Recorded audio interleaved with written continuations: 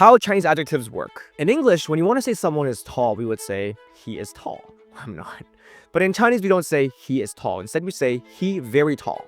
他很高 or 佢好高. Wait, what? Why can't we just say 他是高 or 佢很高 for he is tall? And why do we need to add a word that means very when there's no very in English? How do Chinese adjectives actually work? My team and I scoured the internet looking for an answer to this, and we couldn't find anything that broke it down clearly without making it overly complex. So we put this video together to really help you out. We're about to go over 4 game-changing Chinese adjective hacks that will make you sound more native, with each one being more effective than the last. I'm Sheldon, along with my team at Cantonese and Mandarin. We've helped over 600 Cantonese speakers learn Mandarin and improve their Cantonese so they can connect closer with their culture. When I was struggling with both languages, I wish there were better resources designed for Cantonese speakers. So we hope this video helps you today. So what's the first hack to sound more like a native? Well, properly linking your adjectives and nouns. What do I mean by that? Well, one of the biggest mistakes learners make is misusing the in Mandarin or ge in Cantonese, either throwing it when they don't need or forgetting it when they do. Use the or ge properly and you'll sound more native. But what does that even mean? Well, first let's understand what is an adjective in Chinese. In English, adjectives are words that describe nouns. Simple, right? Like new in new book, good in good person, simple in simple questions, or colorful in colorful paintings. In Chinese, we have similar adjectives that work in the same way. This is probably how most Chinese learners understand adjectives at first. For example, new book. Well, the word for new is xin or sun, and book is shu or shu in Cantonese. So together, xin shu, sun shu, new book. Good person. Good is hao in Mandarin, ho in Cantonese. Person is ren in Mandarin, yan in Cantonese. So together, hao ren, hou yan. Easy peasy, right? Simple question. Well, simple is 简单. In Cantonese, it's 简单. And question is 问题 in Mandarin and 问题 in Cantonese. So now together, it's 简单的问题 or 简单的问题. Colorful paintings. Well, colorful in Mandarin is 五颜六色. And colorful in Cantonese is 五颜六色. Painting is 画 in Mandarin and 画 in Cantonese. So together, it's 五颜六色的画 or 五颜六色嘅畫. Whoa, what happened there? What is that duh or ge we added there? What does it do? Why do we need to add some random word between the adjective and the noun? Why do we not need it for new book or good person? So when exactly do we need these little particles and when can we leave them out? And what happens if I mess this up? Yeah, mess that up and it's equivalent to saying I eats apple in English. Or they'll just look at you like, oh yeah, this guy looks Chinese, but he can't really speak it. Ugh. In fact, this is one of the most common mistakes my team and I at Cantonese and Mandarin notice our Cantonese ABC students making. But don't worry, here's how to make sure that doesn't happen ever again. So first off, what does that the or ge even do? Well, it's a word that links an adjective or an adjective phrase to a noun. That's it. Why do we need it? Well, it acts as a marker that explicitly indicates that the adjective is modifying the following noun, making the relationship between the descriptive adjective and the noun very kind of like clear and grammatically concise. Explain like I'm 5, it just connects the adjective to the noun. That's all it does. Connects an adjective to a noun. But wait, if we needed to connect the adjective to the noun, then why don't we always need it? Here's the trick. You actually do always need it. It can just be omitted sometimes. See, it all comes down to rhythm. If it's a quick, punchy, single syllable word, you usually don't need the the or the ge. But if it's a longer, flowing multisyllable adjective or even an entire adjective phrase, that's when you do. So what's an example of a single syllable adjective? Well, in both Mandarin and Cantonese, single-syllable adjectives generally don't require the the or ge when they directly modify the noun. And the reason why is because it's only a single character adjective, so it's pretty obvious it relates to the noun. They're typically closely linked and form a simple noun phrase. Let's look at this example. For example, tall mountain, single adjective, go, and single noun. Shan, gao shan in Mandarin or gou san in Cantonese. Fast car, 快车, 快车. Hot water, 热水, 热水. Easy peasy. No need for the the or ge. In these situations, the adjective is treated as an inherent characteristic of the noun, and the two words kind of work together as a compound noun or phrase, so we don't really need a particle to link them together. Would you be wrong if you put it in? Not at all. Gao de shan, totally fine. Just awkward, but grammatically, it's correct. Technically, it's there, we just omit it, because we don't need it for a single syllable adjective. So if we don't need it for a single syllable adjective, why do we need it for a multisyllable one? Well, let's get into that. But first, let me just clarify. So, de in Mandarin and ge in Cantonese are typically reserved for more complex sentences or when you need to add kind of like extra information or clarification. So that when adjectives have more than one syllable, they often require that de in Mandarin and that ge in Cantonese to link them to the noun they modify. This is absolutely required. And this is because multisyllable adjectives tend to be more descriptive or complex, and the particle helps just clarify, okay, like here's the adjective, here's a noun. Let's look at some fresh examples. Luxurious hotel. The word for luxurious in Mandarin is 豪华, and in Cantonese it's 豪华. And the word for hotel in Mandarin is 酒店. In Cantonese it's 早店. So together, because now we have a multi-syllable adjective, 豪华, That's 2 characters, more than 1. This becomes 豪华的酒店. In Cantonese, 豪華嘅酒店. A quiet place. In Mandarin, the word for quiet is 安靜. In Cantonese, it's 安靜. The word for place is 地方 in Mandarin and 地方 in Cantonese together because now we have a multi-syllable adjective. It's 安靜的地方, or in Cantonese, 安靜嘅地方. Now it's a 2-syllable adjective. What if we have a multi-syllable adjective? So to be full of love in Mandarin is 充滿, basically means to be full of. 愛心 means love. In Cantonese, it's 充滿愛心. Ren is person and yan is person in Cantonese as well. So together it's 充滿愛心的人, or in Cantonese, 充滿愛心嘅人. A book that is very meaningful. In Mandarin, very meaningful is 很有意義. In Cantonese, it's 好有意義. And then book is 書 in Mandarin or 書 in Cantonese. So together, it's 很有意義的書 or 好有意義嘅書. In these cases, the or Mandarin and Cantonese are absolutely necessary because otherwise, it's like you can't have a mumbo-jumbo bunch of words before the noun and you don't really know what part denotes the adjective. Like, imagine we didn't have it. A person full of love. 充滿愛心人. 充滿愛心人, a book that's very meaningful. 很有意義書, 好有意義書. It just sounds really weird. You can still figure out what it means, but it just sounds kind of weird. Let's try a complicated example. He is a handsome, smart, intelligent, and amazing guy. 他是一个很帅气, 很聪明, 很出色, 男人. See that?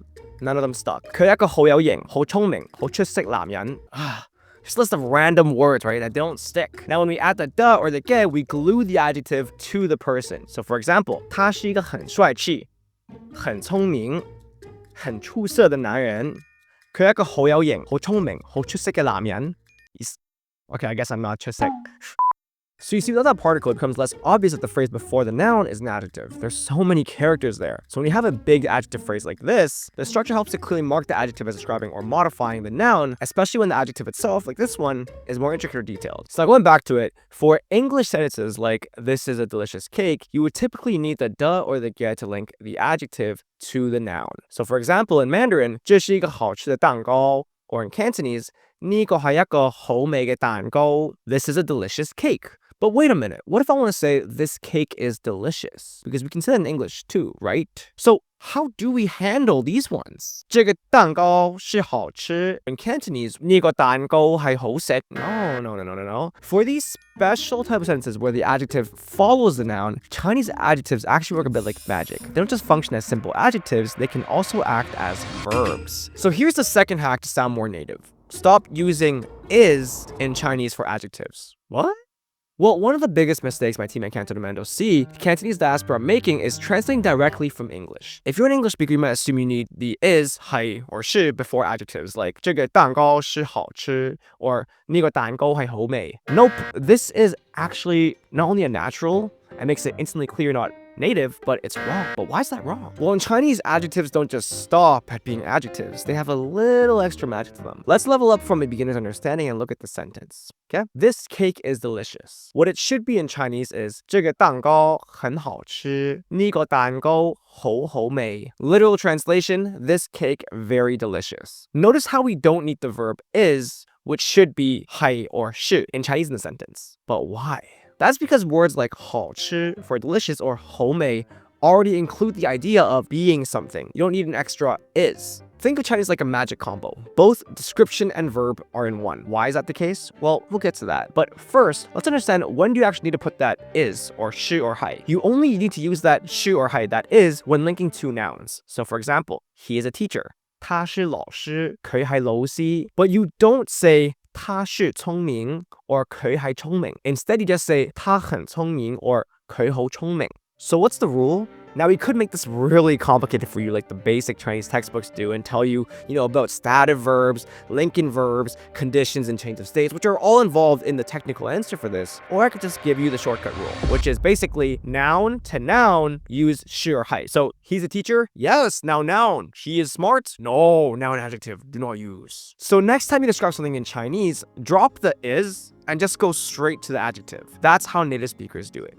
Now note, there is a case when you do use the 是 or 係, but I'll get into that later. So now, let's take a look at some other examples. Today is cold. In English, you should say 今天很冷. 今日好凍. Literal translation, today very cold. He is tired in Chinese, you simply say 他很累. Or in Cantonese, 佢好攰. Literal translation, he very tired. See that? No is needed. And Chinese adjectives are basically self-sufficient, okay? They don't need that middleman like is to do their job. They inherently have that state of being within them. They just be tired or be cold or be delicious or whatever. Efficient, right? So, as I said, most of the time you don't need that shi or hai is before an adjective. But as I mentioned earlier, there are times when it is actually needed. And that is when making explicit contrasts. Here's how it works. If you want to emphasize a contrast, you can use shi or hai for added clarity. For example, it's this room that's the biggest, not the other one. In Mandarin, 这个房间才是最大的，不是另外那间. In Cantonese, 呢間房先係最大嘅，唔係另外嗰間. Another example, it's you who is wrong, not me. 你是錯的，不是我，你係錯嘅，唔係我. Here that is or shi or hai helps stress the contrast between two things. But that's starting to go a bit beyond the scope of this video. So if you want a video on that, comment Sheldon, make the video. And if I see enough people wanting a video on that, my team and I will plan it out for you guys. So anyway, most of the time you don't need that shi or hai before adjectives, just like our example of he is tall, 他很高. In Mandarin, in Cantonese, 佢好高. No need for that shi or hai. No need for that it. But now let's back to a more important question. I know you guys are sharp and you probably noticed that we've added the 很 or the 好 before the adjective 高. And so if the adjective 高 inherently we said has a state of being, why do we need that 很 or 好 in front of the adjective? Can't we just say 他高 or 佢高 for he's tall, 他累, 佢攰 for he's tired? Don't 很 or 好 mean very in the above examples? Why do we add very to sentences like these? This brings us into our third hack, understanding how to use very properly in Chinese with adjectives. Remember how earlier we mentioned how Chinese adjectives act like verbs? Well, more specifically, they act like stative verbs. A stative verb is a verb that describes a state or condition rather than an action. So in English, think of adjectives as describing things. Example, tall. But in Chinese, many adjectives actually act like verbs. For example, 他很高,佢好高, or 他高,佢高, he is tall. Here, that 高 acts like a verb that describes the state of being tall. So it doesn't mean tall like an adjective, it means being tall. That's why there's no need for the shi or hai, because 高 already acts as is or being tall in the sentence. So now if 高 means being tall on its own, why do we need to say 他很高 as opposed to just 他高? This is a mistake my team and I notice almost every learner makes, and trust me, native speakers notice. Getting this right means the difference between people looking at you weird for being a Chinese person who makes kind of basic mistakes and actually being able to blend in with fluent speakers. Now before I go into the details, let's see if you can crack the mystery just by checking out some of the examples below. Spoiler alert, it's not as tricky as it sounds. He is smart, 他聰明,佢聰明, versus 他很聰明 or 佢好聰明. This question is difficult. 這個問題難,呢個問題難 versus 這個問題很難,呢個問題好難. This book is interesting. 這本書有趣. 呢本書有趣 versus 這本書很有趣. 呢本書好有趣. As you can see from these examples, when 很 or 好 is added before the stative verb, like smart or difficult or interesting or tall, the sentence feels more natural and smooth. And this is because the 很 or 好 act as connectors to help make the sentence flow better, especially in conversational Chinese. Without them, the sentence sounds a bit too abrupt or less natural, even though the meaning is still understandable. And so it's not wrong without it, it just sounds less natural. So now, before we get into the fourth and final hack, you're probably wondering, what if you actually want to emphasize very, or if you want to indicate that they're only a little bit tall? Like I didn't want to say 他很高, just that they're a little bit tall. Or if you want to indicate that they're only a little bit short. For example, you don't want to say like Sheldon 很矮. You just want to say Sheldon's a little bit short, right? What if you want to say someone is extremely smart or that something is particularly challenging? Do we have to always use 很 or 好 to sound more natural? Well, that's beyond the scope of this video, but luckily a video on that's already been made called How Chinese Adverbs Work, where we teach you different adverbs of degree that you can add to your sentences. And these adverbs help you express everything from slight emphasis to extreme intensity, giving you even more control over how you describe things in Chinese. So if you watch the video after this one, you learn how to add levels of degree to your adjectives, so you don't have to say Sheldon 很矮 or Sheldon 好矮. Sheldon's very short, but you can just say Sheldon's a little bit short, which I would appreciate a bit more. So now getting into the fourth hack, so far we've talked about how to structure adjectives correctly, how do they act like verbs, and when to use 很 or 好 for smoother sentences. But native speakers have one more trick up their sleeve, something that could make your speech sound instantly more natural without adding any extra words. Well, maybe one extra word. Instead of just modifying the adjective, what if you could change the way it feels entirely? This brings us to our last powerful hack to sound more native that softens, emphasizes, and adds a touch of personality to your sentences. And it's called using adjective reduplication. What is it? Well, first off, not only does it do that, it also doubles your vocabulary. And what is it? It's simply repeating the same adjective twice. It might sound crazy, but let me explain. Let's say you want to say, this chubby kid is cute. Now, before we get into it, I want to say one thing, which is chubby is just a nice word for fat. Like, they literally mean the same thing. Chubby is just a more cute and nice word for fat, right? If you don't call someone fat, you say, oh, this looks a little chubby, right? It's a nicer word for fat, right? And let's say you're a new learner and you don't really know the word for chubby, so you just say, well, fat, right? So, 这个小孩很胖。很可爱，那个細路好肥，好可愛. This translates to, this kid is fat. How cute. Sounds a little bit harsh. You jerk. You terrible person. You just call the kid fat. How dare you? The kid comes to slap you, the parent comes to slap you, and you say, oh, I wish I knew adjective reduplication. And this is where I could have helped you. We'll get into how to fix that example shortly. But here are 3 situations that allow you to use adjective reduplication to kind of soften up your adjectives. Situation 1, when you want to sound more conversational and natural. In daily speech, reduplication makes adjectives sound more casual and friendly compared to a standard, more neutral sentence. So for example, 这个房间很大，很舒服。呢間房好大，好舒服。This room is big, it's comfy. Sounds neutral and direct. Now note, it's not wrong, it's just more stiff. Now reduplication involves repeating the same adjective twice, basically soften it a little bit and make it sound more smooth and natural. So for example, 这个房间大大的，很舒服. In Cantonese, 呢間房大大地，好舒服. This room is nice and big, super comfy. It sounds a lot more natural, like something a native speaker would say. And that's how adjective reduplication works. We just repeat the same adjective twice. Whew.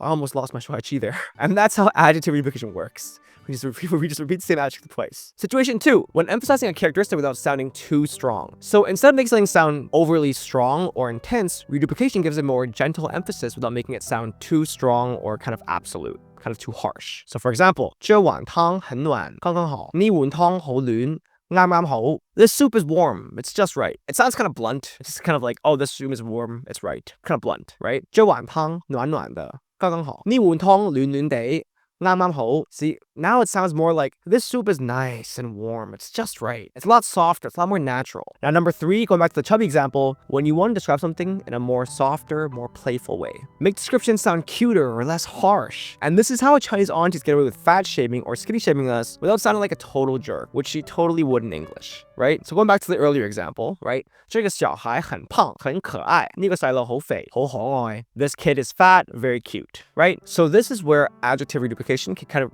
almost double your vocabulary, because you can take a lot of these words like fat and turn them into chubby with adjective reduplication. So for example, 这个小孩胖胖的，很可愛。呢個細路肥肥地，好可愛. Look how cute that sounds. This kid is chubby and super cute. Now it sounds a lot softer. It sounds a lot more affectionate. And that's because we turn the fei for fat into chubby with fei fei dei, or fat pang into pang pang de. Oh, so cute, right? So funny how Chinese works. So just to recap, what are all the hacks we learned today? Number 1, how to properly link your adjectives and nouns. Number 2, stop using is in Chinese for adjectives. Number 3, understanding how to use very properly in Chinese for adjectives. And number 4, using adjective reduplication to sound more natural. So hopefully that was helpful. Now click here if you're a Cantonese speaker who wants to learn Mandarin, and click here for a video that YouTube thinks you'll love. Peace, 再见.